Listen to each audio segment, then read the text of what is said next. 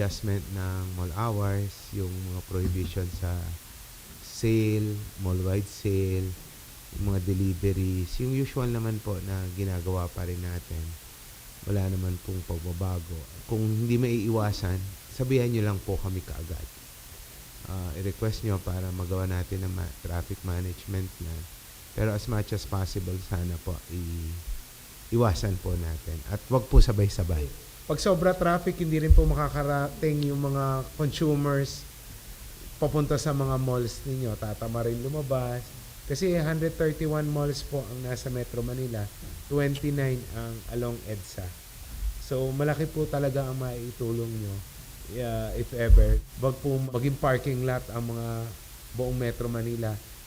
Maganda naman po yung experience natin this past ilang years na hindi po tayo nagkakaroon ng Carmageddon.